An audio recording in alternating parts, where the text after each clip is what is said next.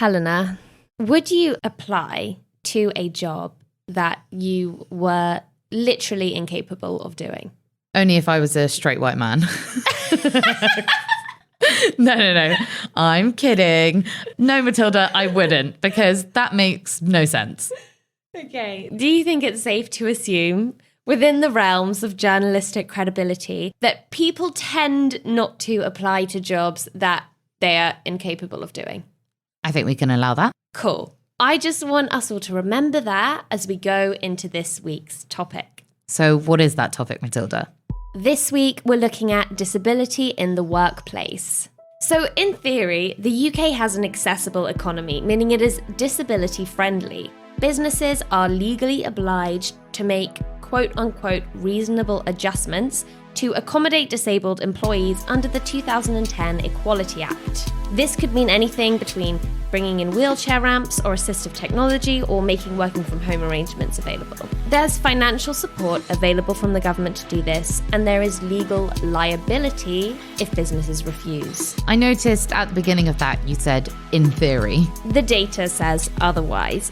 Disabled people are twice as likely to be unemployed as non-disabled people. If you crunch ONS data for the final quarter of last year, like I decided to, that's the Office for National Statistics. And I want to stress that this figure only counts economically active people, meaning it has already excluded people who are unable to work at all due to ill health or other reasons. Right, so if disabled workers are twice as likely to be unemployed as non-disabled workers, well then we evidently do not have an accessible economy. So why not? Well, remembering our assumption that people, disabled or not, tend to apply for jobs that they are actually able to do, and considering companies are both legally obliged and financially supported to make reasonable adjustments to accommodate disabilities, isn't it curious that companies are rejecting disabled people at twice the rate of non-disabled people? I mean, curious is one word. I believe another word for it is ableist, which is the word referring to discrimination against people with disabilities. But see, the thing is, Helena, if you were to look at this country's legal records, you'd think workplace ableism didn't really exist. Why is that? How many lawsuits about workplace ableism are we seeing? Let's take an annual figure, the most recent reported. Over the course of a year, there were a grand total across the UK of 72 tribunals about ableism in the workplace. That's a very small number. What's happening to the rest of them? If it's not discrimination, why are disabled people struggling so much to access work? And then if it is discrimination, why is no one being held to account? That's what I'd like to find out. This week, I will be speaking to people with a wide range of disabilities working in a wide range of sectors, asking them whether they have experienced ableist discrimination, and if they have, whether the law protected them. And I'll see you back in the studio with some very special guests to discuss everything around this media storm. Dozens of parents have complained to the BBC that a disabled television presenter is scaring their children. No underlying health conditions. Underlying health conditions. Other health conditions. The elderly and people with underlying health conditions. People with congenital disabilities are facing extinction. Welcome to Media Storm, the news podcast that starts with the people who are normally asked last. I'm Matilda Mallinson. And I'm Helena Wadia. This week's investigation, Ableism Enabled, the loopholes in equality law. I'm going to start with a case that, after speaking to dozens of people on and off the record about their experiences of ableism, felt emblematic of what many people go through. Sophie, who's using a pseudonym and voice distorter for reasons that will become clear, works in the NGO sector. She was thrilled when she landed a job at a company that self-presented as inclusive and diverse. When I had my first month probation, I got some really good feedback. What she hadn't yet told them was that she had a chronic illness and would really benefit from a small adjustment. 1 day a week, working from home. When I told them about my disability, it was so awkward. Like, the vibe completely changed. The senior manager was like, this is a really big inconvenience. Your manager, she doesn't work from home, so I don't think you should be working from home. You can't access these directories, so it's a really big inconvenience. And they were obviously directories that I could fully well access, as most people have seen from working from home. You can access everything that you need from home. So it was a lie. After this, she feels attitudes towards her changed. It was like looking for any mistake that I would make. Any minor mistake was really amplified. Did you feel that they were using whatever they could to build a legitimate case to dismiss you? Yeah, they were doing anything they could. Going through all of this was awful. Like, my confidence was completely undermined. I would come in and just put headphones on and work at my desk all day. No one would speak to me. They had meetings about me, without me. I remember phoning my friend Amy in tears and being like, I just can't do this anymore. I was like so tired, just so tired from the whole thing. I was like, I just want to leave. But, you know, she was like, you can't, no, I'm not letting you do that. I know that if she did leave without a reference, she would get questions about it potentially at other jobs, and it just would not go away. Meet Amy, Sophie's friend, who pushed her to threaten legal action against the company. I started to think, I don't think these people know what the hell they're doing. I don't even think they're even aware of the basic obligations under the Equalities Act. You literally threw me a lifeline then, because I felt like I was just ready to give up, and the idea of doing any of that, I just couldn't, how fatigued I was, how stressed I was, and how upset I was by the whole thing. I was like, I can't do this. I had so much anxiety. I doubted myself. It's weird when, for this interview, when you look back what was done, you're like, obviously there was a case. When I first disclosed disability, didn't act on it for months. That's bad enough in itself. Saying they didn't have any resources without checking at all, from the first conversation going, we don't have the resources, but no evidence of checking for resources. The bullying behaviour, saying that it's more inconvenient, over amplification of minor mistakes. At the time, how long did it even take for you to say what was happening was discrimination? I felt like a fraud, to be honest, thinking that I had a case in that way. It still makes me really, really mad, because this is happening everywhere. Do you know what I mean? It's horribly common, and you doubt yourself a lot, and sometimes you can actually know more than them. It's weird. I think that for someone else, I'm more similar to Amy. I would be so bullshit, and it was only when it happened to me I felt powerless. Speaking to people are very, very hesitant to speak up for themselves. A lot of disabled people feel like frauds and don't feel validated, because I think that they worry that there's someone else has got it worse than them, and they deserve more of the resources, and they shouldn't take the resources for themselves. And the horrible thing is that at the end of the day, if I hadn't gone through that, if I hadn't got the validation, that I would have been in pieces, my confidence. For so many disabled people, they won't get that moment, and they shouldn't have to have that moment to know that what they went through was valid. You've just started a new job today. Yeah. Yeah? Yes. Well, congratulations. Thank you. But yeah, when you start a new job, how does that experience affect you? Does it affect your confidence? I didn't have any confidence. I didn't disclose I had a disability on any of the forms. I didn't say anything about it in the interview, and I just worried about it the whole time because I thought I want these adjustments. So then even when I spoke to my manager about it, I was shaking and I was completely in tears. I really struggled, and I really felt like even meeting the new team, because I guess it wasn't just the disability, it was everybody's attitude. The fact that everybody in that company thought that was an acceptable way to treat someone. It did something, I think, deep down to undermine my confidence about who I was as a person. People liked me enough that why would people do that? Will you tell us what came of the case? What was the outcome of threatening legal action against the company? I never had to reach legal action because we were able to reach a settlement. I left my contract early but get paid for the rest of my contract, then a little bit extra. So it wasn't like this huge settlement case, but it was enough for me to be able to give me the support to find the next job. And what was the condition applied to you? I'm not allowed to talk about it. The vast majority of cases end in settlements, with those who have suffered discrimination being paid not to talk about it. This makes the problem basically impossible to quantify, but from my research at least, even being paid off makes you one of the lucky few. To play in front of 3,500 people when you normally play in front of 2 men and a guide dog is incredible. This is Kieran Seal, Paralympian and former captain of the England blind football team. The Paralympics and 2012 was like a great watershed moment for disability sport and seeing disability as a positive thing. As soon as money and contracts started entering into it, we kind of noticed a culture of sort of financial manipulation. We were never really given access to the Professional Footballers Association. That's the union that, all professional players in this country sign up to. It was either sign it or go look somewhere else. I overheard a conversation where they were saying that they should be lucky to be offered the contracts they're being offered because they won't do anything outside of football. And in any case, they get disability benefits, so they shouldn't really worry. It's almost like an underlying tone of, you should be happy to be here, so don't rock the boat. What would you say to the people who made those comments sitting here today? Firstly, it's very hurtful to those players and actually makes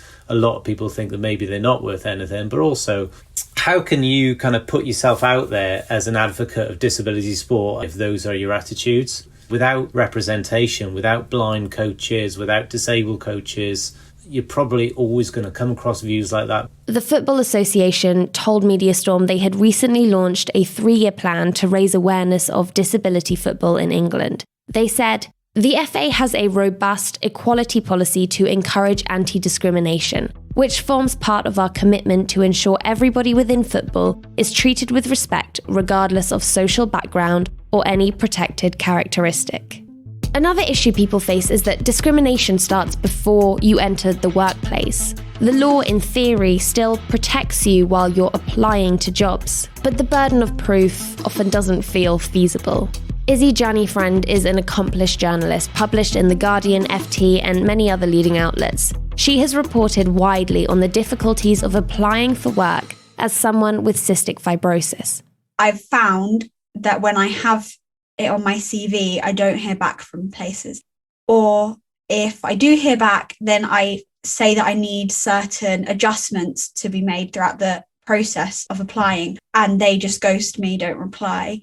And that's happened to me so many times. And it's quite difficult because I can't prove that it's happening because of my disability. I think what they need to take a step back and realize is that, first of all, would I apply to a job I don't think I'd physically be able to do? If I didn't think I could do a role because it would put a strain on my health, then I wouldn't apply.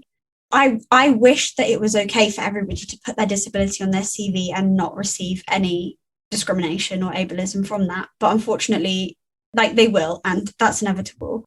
Not making reasonable adjustments is unlawful discrimination under the Equality Act 2010. This law obliges companies to make reasonable adjustments if someone is placed at a substantial disadvantage because of a disability. But there is a loophole. If businesses can persuade a judge that said adjustment is unreasonable, that it's too costly, too impractical, they don't have to do anything at all.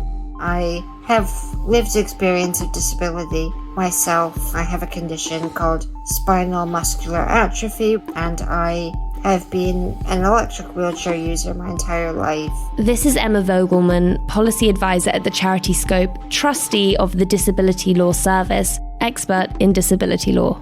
I personally don't know any disabled people who have gone all the way to a tribunal. So why is the law that was designed to protect disabled workers from discrimination so inaccessible to them in times of need? There's that annoying term reasonable in there. So it's very subjective. If the employer says, oh, well, we're not able to make this reasonable adjustment because it would cost too much money, or because this is a listed building and we can't make any adaptations, it's difficult for the disabled employee to be able to challenge that because we don't have access to the same information. The other problem is definitely a confidence issue. There are so many little instances of discrimination that disabled people face every single day that it's emotionally exhausting. And if you were to take up every one of those, it would be your full-time job. Equality law is frequently failing to serve its purpose, and subtler forms of discrimination such as implicit bias and microaggressions fall beyond its scope entirely. Which is why Roxanne Steele, an accessibility and inclusion specialist who has cerebral palsy herself, insists we cannot rely on it to tackle ableism at work. I think the thing that you've got to remember is actually the Disability Discrimination Act didn't come in till 1995. So actually that law to protect me from being discriminated against wasn't even in place when I was born. It is younger than the Lion King. So basically, people were quite enabled and happy to sing the Circle of Life before they understood that people like me deserved rights. So why would I expect managers that I work with to potentially understand this? While I do think there is space for legal recourse, we do have to stop jumping to that solution. We need to kind of sit back and consider why society perceived me as being potentially the problem or the barrier. And that's to do with the way that society looks at disability. Women are often seen incompetent until proven otherwise, and men in general, hashtag not all men, were seen competent unless proved otherwise. And this goes very much the same for someone with a disability like myself. Most workplaces do work, unfortunately, on a deficit model. So the idea that, you know, there are things people can't do, rather than a celebratory framework or an asset framework. And what that does, it stops people in my workplace from actually benefiting from my own assets and my own lived experience. It's about you stepping back and self-reflecting and saying, is this the attitude I want to have? The consequences of ableism are real and ruthless. Being paid to be quiet by companies who know that they've messed up and discriminated against you, it just feels wrong. Our next speaker is Ilana Richards, marketing director and new mum. She has had her fair share of workplace discrimination. It makes you scared to approach employment because you just feel like you're going to be met with the same discrimination. It makes you feel like you don't have a place there and you don't belong and employment isn't for you and you need to find another way to survive. But the reality is that there aren't many other ways to survive in this society. So I ended up doing Airbnb from my house, even though I wasn't supposed to. It was so against my contract. I was only renting. I had to pretend I owned the place just to make a basic living wage. I was in survival mode times 1,000. I wasn't eating. I didn't have enough money for food. Like, the different situations I've been in looking back that all stem from ableism and the barriers to entry for working as a disabled and chronically ill person, it blows my mind. And that's what these employers don't understand. There are real consequences for not making space for accessibility and not prioritising it. There is welfare designed to financially support disabled people. PIP, or Personal Independence Payment, is an allowance designed to help people with the added day-to-day costs of having a disability, like needing taxis or buying medical supplies. But, and in contravention of their manifesto promise, the government appears to be cutting the PIP budget and scrapping plans to reform its assessment process, which has been widely criticised by people affected. Among those people is Maria Kalinowska, a photographer and creative director who is chronically ill with endometriosis. So I applied for PIP a few years ago and was rejected, and I appealed, and that was also rejected, and I appealed again and that was rejected. I kind of feel like I'm deemed too sick to work a normal job because I need to have flexible hours. I need to have the option to work from home. Okay, so yes or no question. Mm-hmm. Do you feel like our working culture and our economy is, from your experience, accessible for people with chronic illness and or disability? Absolutely not. Another yes or no question. Again, from your personal experience, do you feel like our welfare system is adequately set up to compensate for that? No, I don't think so.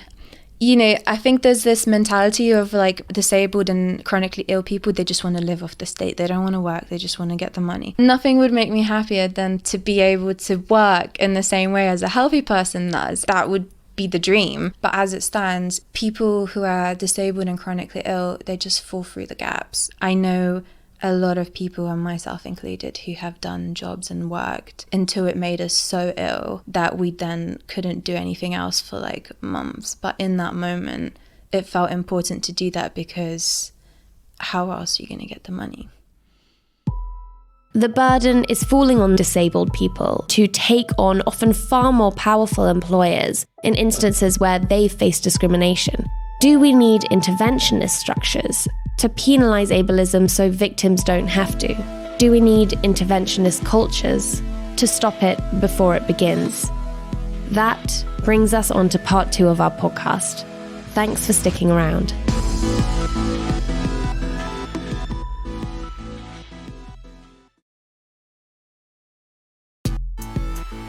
Welcome back to the studio and to Media Storm, the news podcast that starts with the people who are normally asked last. This week we are talking about ableist discrimination and perceptions, or rather misperceptions, of disabilities in the media and society. With us are some very special guests. Our first guest is co-host of the Triple Cripples podcast, created to increase the visibility of disabled women, femmes, and non-binary people of colour. She's a writer, lecturer, consultant, and travel blogger. It's Jumoke Abdullahi. Hello, hi. Our second guest is a consultant and strategist who has wowed Instagram with her dazzling, bright purple infographics about building equity and inclusion for disabled and LGBTQI+ people. She was named Stonewall's Young Campaigner of the Year and one of London's most influential people by London Evening Standard. It's Ellen Jones. Hey, Ellen. Hello. Hi. So let's start. Jumoke, how often do you see articles or debates about disability not featuring anyone who actually has a disability? And if and when you see those, what do you think the effect of that is? Well, with the media that I consume, a lot of it being more online, so even when we look at traditional media and their offerings through their websites, etc., you can usually tell when the person writing it doesn't have necessarily like a lived experience of disability, because first of all, the things that they might say or the different aspects that they might focus on would not necessarily be something that a disabled person might focus on, right? It's a case of sometimes it can be jarring, sometimes it can be quite laughable. But the effect that this has is that the thoughts and the opinions of disabled people are once again not being considered, because if we're talking about a subject that has to do with disability, that has to do with the inaccessibility of different places, spaces, etc., surely it should be those that have the lived experience of it that should be leading these conversations. But we are spoken for, we are spoken over,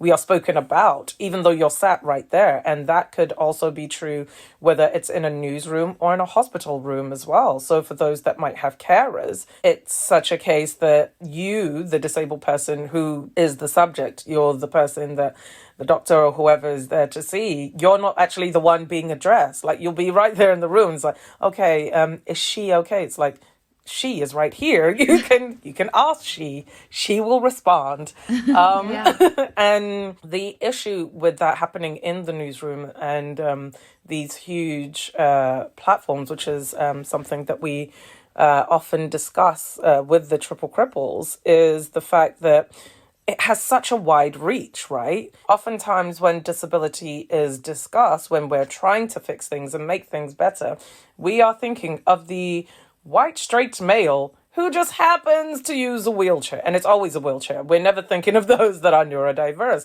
We're not thinking of those that might have auditory or like visual impairments, etc. So we have to think about and consider those that are in the margins of the margins, be that through their gender, through their race, through their sexuality. But it's not just that the media isn't necessarily including the right voices. What I've learned from your Instagram feed, Ellen, is that the media is often failing to reach the right people. It's often inaccessible in itself. So is there an issue with the news media not being accessible to everybody? And what's the impact of that information inequality? I think, yes.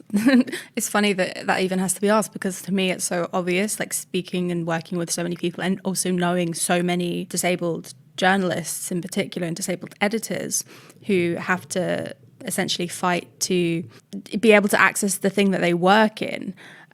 What a really good example of disability and accessibility not being prioritised is that for months Channel 4 had no captions at all, and it was supposedly because of a tech failure. I wonder if the sound stopped working, would it have gone on for so long? Obviously not. They would have fixed it almost immediately, but captions are seen as not important, or important only to a niche group, but actually they're important not just for deaf people but also for people who don't speak English as a first language, or for a whole bunch of reasons. But it wasn't a priority, and that's, again, producing news. I think, though, there's not really great examples of it being done well, I think, and it's not being role modelled by, obviously, the government and the news are separate things. You would hope. But I look at I look at the COVID briefings and the huge COVID briefings that we were having. They just didn't have a BSL interpreter for any of them, and apparently they couldn't fit one in the room, despite the fact that countries around the world had sign interpreters at every COVID briefing. One of the root causes of the media being inaccessible and exclusionary is that the people making the editorial decisions are themselves quite a narrow demographic. There's a distinct lack of diversity within newsrooms, particularly at high levels. I've spoken about this countless times on the issue of race and my experiences of being in such a minority of people of colour in newsrooms. And the Creative Diversity Network has just published its 5th annual report on inclusivity in the UK TV industry. So they audits companies like BBC, ITV, Channel 4, CBS, Sky, and more. And it flagged disability as the main area of concern, literally concluding that there appears to be nowhere in the industry where disabled people thrive. And what we see and hear in the media is largely decided by a small group of, let's face it, probably able-bodied editors and producers who also project their own outside opinions of disability as well as perceptions they think will bring in the audience. And this leads to stereotyping. So let's talk about some of those stereotypes and the effect they have on real people. So I would ask whether you find language used by the media like suffer, condition, plight. This is just me scrolling through like the articles that come up first if you kind of search disability on the news tab of Google. Whether that language, which kind of feels quite patronizing, if that is rooted in a harmful, reductive stereotype, in your opinion? Yeah, absolutely. Another popular one when talking about wheelchair users is also wheelchair bound, right? Like, a wheelchair is a mobility aid. It actually, helps people be more mobile, take part in their community, in their environment, and be able to go further and see more. And the issue is, I'll give a quick example. So I used to work in this office at the reception, and there was a very, very, very large desk. So I use a leg brace and 2 crutches. But while I was sat down, you could only see my top half. So I was helping somebody. It's like, oh, what do you need? You need to go here, blah, blah, blah. And in order to continue assisting them further, I had to get up. And when I did get up and, they saw my mobility aids, my accoutrements as they were, then they were like, oh, and everything suddenly changed. It was like 10 seconds ago when I was the person assisting them that had all the answers where they needed to be, like, as was my job. All of a sudden it's like, my goodness, what happened to you? What happened to your leg? What's wrong? And it was immediate. It was a light switch.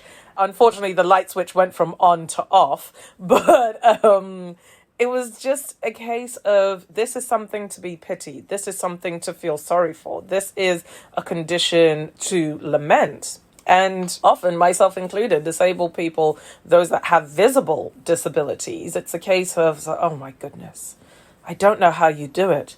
I would have killed myself. And you're like, oof. What? Yeah. No, someone's actually said that. People say that, I promise you. Right, Ellen? So yeah, oh like, my God. even as someone, as someone who's autistic, I see that happening a lot to my friends who have more obvious disabilities than me. What I find really interesting is if I'll say that I'm autistic, I get the response, no, you're not. You're not a boy. Like, you're nothing like my 5-year-old child. Or it's, oh, you're not, insert X like stereotype. And I think that's the issue I've got, is that like people are more willing to listen to one piece of media, even if it's a terrible piece of media with no involvement, than they are to listen to my actual experiences. And if the representation of disabled people is of them suffering, or is only of them being like a charity case, or only of them being like, you know, not sexual, or only, but if it's when those are the only representations, and those representations are informing popular and widespread opinion. People who don't fit into these very simplistic, reductive stereotypes are then questioned, disbelieved about being disabled, suspected of lying. I mean, this is just coming from the investigation I did, and people I spoke to said that when they requested reasonable adjustments, that if they didn't have a disability that was immediately visible, that they would often be, you know, made out to be attention seeking or like demanding special treatment in some way. Oh, special treatment it's something that comes up consistently in my work. I'm very grateful to work for a company that is so inclusive and so accessible to me. But I work with organisations where, you know, people with a range of mobility disabilities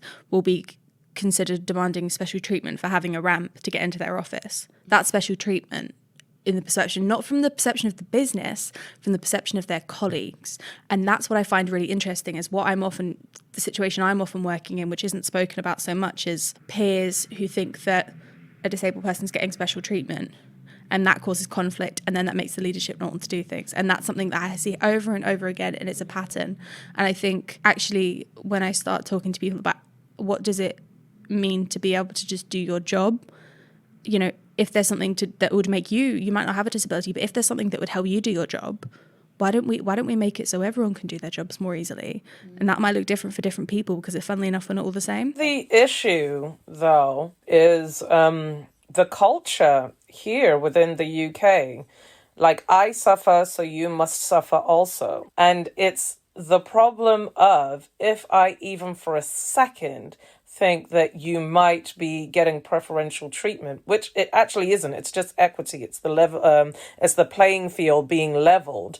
Then I will complain to whoever will listen, and you will always be listened to, because if you are a certain way, look a certain way, speak a certain way, your complaints will always be taken more seriously, right? Like if we look at the protected characteristics, right? You know, be it age, gender, ability, sexuality, etc., etc., etc.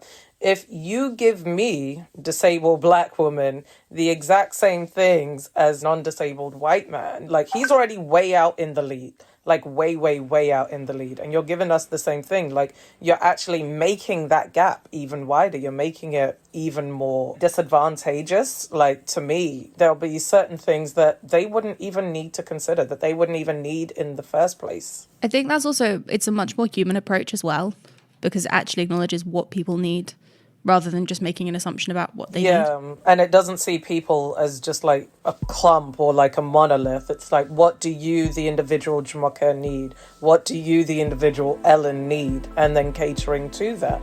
And it's not impossible. It's just they don't want to do it for some people. And unfortunately, I'm often part of some. Time to look at some of the topics that have been making recent headlines. One of them, you may have heard of it, and if you haven't, then I'm jealous. It's COVID-19. All through the pandemic and all over the world, news outlets have religiously tracked and reported the devastating effects of this virus and the growing number of casualties. But they've also really emphasised what proportion of those seriously affected had, quote unquote, an underlying health condition. At our newsrooms, when we were working throughout the pandemic, we were originally instructed to highlight those underlying health conditions to prevent so-called panic. But what does this say about how we value different people's lives as a society, that was supposed to make it less scary?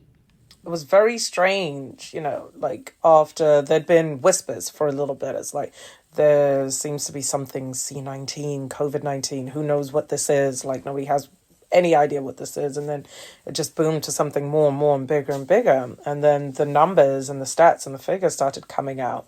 And it was the way that it had been talked about and discussed and written about was that those being affected are those with underlying health conditions. Don't worry, normal people. It's just the ones with underlying health conditions that will be taken off. Don't worry, you'll be fine. Because the reason that was being highlighted was to reassure people. But it was to reassure people that they saw as people, right? Because, like, for disabled people that have, or those that have underlying health conditions, that's not reassuring at all. That's actually incredibly terrifying. It was like a legal way, like a non-criminal way of just kind of like picking off disabled people. Of every 10 COVID-related deaths, 6 was disabled people. So like 60% was disabled people. Yeah, 6 and 10. And I don't know the exact percentage, but it was even higher for those that had learning difficulties. People need to realize that with the way that the world and life generally is set up, it's not that you're not disabled, you're pre-disabled, because life could change at a second, at a flash, and then all of a sudden your world has turned upside down. And the problem is a lot of people are going to have a very, very, very painful wake-up call, because you thought you was okay, able to go up and down the stairs using TFL, going to this bar, into this club and gallivanting, and there wasn't a light that was too bright or a sound that was too jarring. Now we do have a mass disabling event. We're going to have on our hands so many more disabled people. But how do we now deal with that? Because the disability community is only going to get larger. And for the disabled people that have already been here pre-pandemic, pre-COVID, things are already terrible. Listen to us. It's a case that we've been yelling. We're the canaries in the coal mine. It's like, no, this is going to be incredibly awful. This is going to be incredibly painful. And nobody's listening. And like the adage says, those that do not hear, what must they do? They must feel. And unfortunately, this one's going to hurt. I literally had plans in place 6 weeks before COVID hit the UK badly.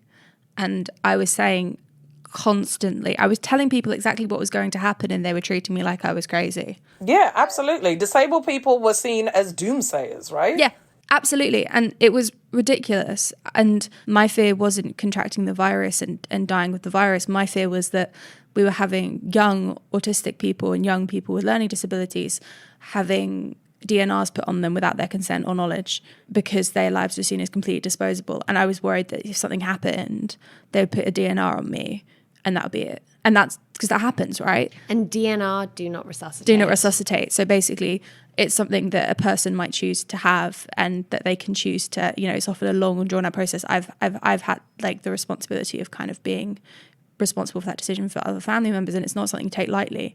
And so for people to have that put on them without their consent, knowledge, I think also particularly given that it was to do with the neurodivergent condition, it wasn't something that was going to make them more susceptible to COVID. Do you think that COVID-19 exposed and made explicit like Darwinistic opinions that society has about survival of the fittest in a really like unhidden, it brought them to the surface? For me, it's blatantly obvious that this isn't like the eugenics-esque policies that have been implemented over COVID might horrify non-disabled people listening to this, but why would they when the benefit system's been killing off disabled people in the tens of thousands for years? Like this isn't a new. This isn't new to us. Yeah, this is old hat. Like in some ways, it's really difficult because I'm like, where the fuck were you? Like where were you when disabled people were dying in the tens of thousands? Where were you when systemic abuse in every single level? Like where were you? And I think for me, particularly as a young person, I look at adults that I know who are like genuinely conscientious, caring people, and I'm like, what? Why aren't you doing this? Because for me, I try and show up for communities that I'm not part of because I feel like it's the right thing to do as a human being. It's not like disabled people haven't been in the press as being scroungers and all the rest of it. It's not like that you don't know they exist. It's not like we've not had children in need putting pictures of, you know, disabled children being failed by the government and failed by the NHS on our televisions every year as a big celebration. Like, you know you just don't want to accept it. You don't want to listen, because that would be really scary if you suddenly realize that the government doesn't care about your lives and the society doesn't care about your lives, and you are completely disposable, and that could happen to you tomorrow. And that's that's the like cheery version of that story. The other idea is that it's intentional, right? Oh yes, oh yes, oh yeah. No, but it's true. It's not. You're not falling through the gaps. You're being pushed. I promise you, you're being pushed.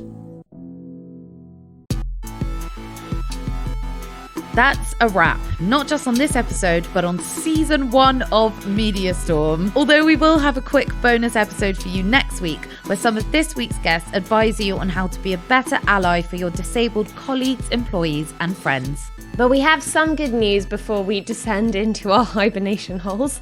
Media Storm will be back. We'll be putting together a brand new season for summertime to equip you with lots of new perspectives for your barbecues or festivals or whatever it is we get up to when the weather isn't completely shit.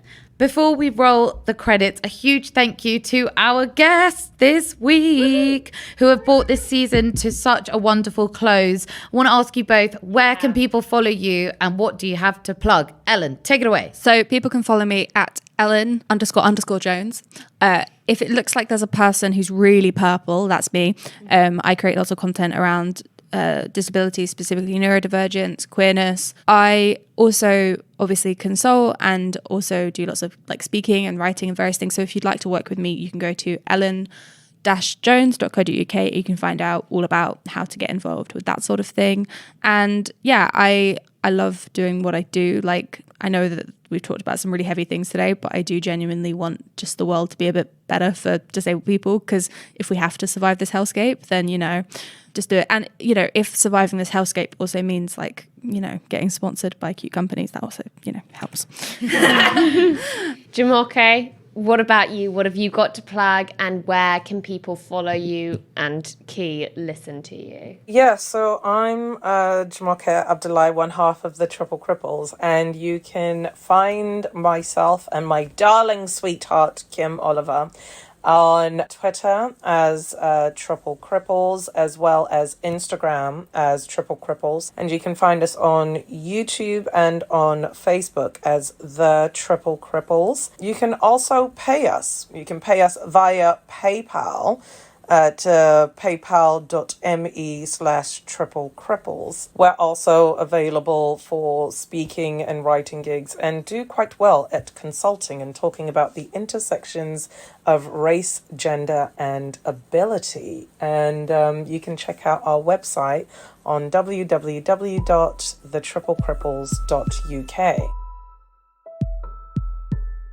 Thank you for listening. We'll be taking a holiday after next week's bonus, but in the meantime, we'll be releasing resources for each of the topics we've covered this season to convert words into actions. So make sure you follow us on social media at Matilda Mal, at Helena Warrior, and most importantly, follow the show at Mediastorm Pod.